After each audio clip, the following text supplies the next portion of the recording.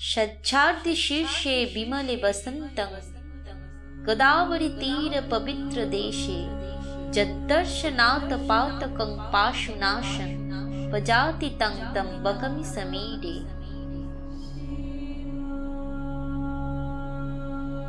ঈর্ষা কেবলমাত্র মর্তের মানুষকেই নিম্নগামী করে তা নয়, স্বর্গের দেবতারাও যে ঈর্ষার বশবর্তী হয়ে নানান দুষ্কর্ম করে থাকেন এবং তার ফলস্বরূপ যে আমাদের মতো মর্তবাসীদের বিবিধ অসুবিধার সম্মুখীন হতে হয় তার প্রকৃষ্ট উদাহরণ এই কাহিনী। মহর্ষি গৌতম কিভাবে দেবরাজ ইন্দ্রের ঈর্ষার কারণ হলেন এবং পরিশেষে ভক্তকে রক্ষা করতে কিভাবে শ্রী ত্রম্বকেশ্বর জ্যোতির্লিঙ্গ রূপে দেবাদিদেব আবির্ভূত হলেন সেই কাহিনী আজ বলবো।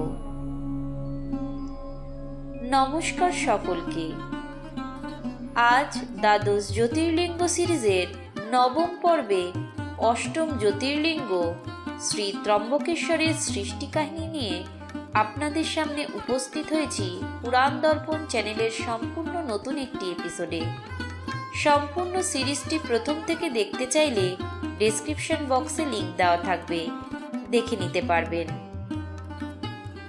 একদা মহারাষ্ট্রের এই অঞ্চলে মহর্ষি গৌতমের আশ্রম ছিল। শুধু তার শিষ্যরাই নন, আশেপাশের অনেক ঋষি তার এই আশ্রমে অন্ন সেবা করতেন। হঠাৎ এই অঞ্চলে দেখা দেয় এক ভয়াবহ অনাবৃষ্টি। এর ফলে নিদারুণ জলকষ্ট দেখা দিলে মহর্ষি গৌতম বৃষ্টির দেবতা বরুণদেবের কঠোর তপস্যা দ্বারা বরুণদেবকে তুষ্ট করেন এবং তারই আশীর্বাদে এখানে আবার নিয়মিত বৃষ্টিপাত শুরু হয়।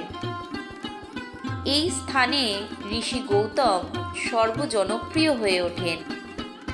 তার এই জনপ্রিয়তা দেবরাজ ইন্দ্রের ঈর্ষার উদ্রেক করে এবং তিনি ঋষি গৌতমকে হেনস্থা করার উদ্দেশ্যে তার আশ্রমের সন্নিকটে কৃষিজমিতে একটি অতীব শীর্ণ এবং রোগগ্রস্ত গাভী ছেড়ে দেন।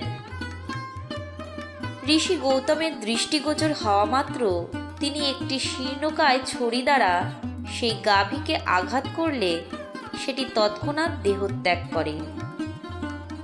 অতঃপর গোহত্যার পাপস্খলনের উদ্দেশ্যে গৌতম 1 কোটিবার শিবের নাম জপ করেন এবং দেবাদিদেব তুষ্ট হয়ে তাকে বরদান করতে চাইলে ঋষি গৌতম গঙ্গা স্নান করে তার পাপ নাশ করতে চাইলেন। তখন দেবাদিদেব এই স্থানে মা গঙ্গাকে তার জটা থেকে মুক্ত করেন এবং ঋষি গৌতমকে গঙ্গা দান করেন। ঋষি গৌতম গঙ্গা স্নান করে তার পাপ স্খলন করেন।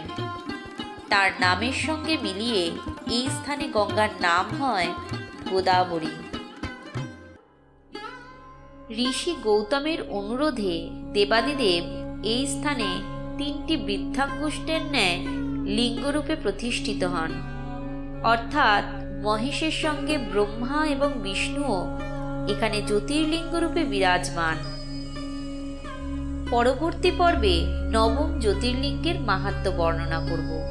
আশা করি আপনাদের ভালো লাগবে। পুরাণ দর্পণ চ্যানেলের এই প্রয়াসটি ভালো লেগে থাকলে লাইক, শেয়ার এবং আমাদের চ্যানেলটি সাবস্ক্রাইব করুন এবং কমেন্ট বক্সে ওম নমঃ শিবায় লিখুন। ওম নমঃ শিবায়।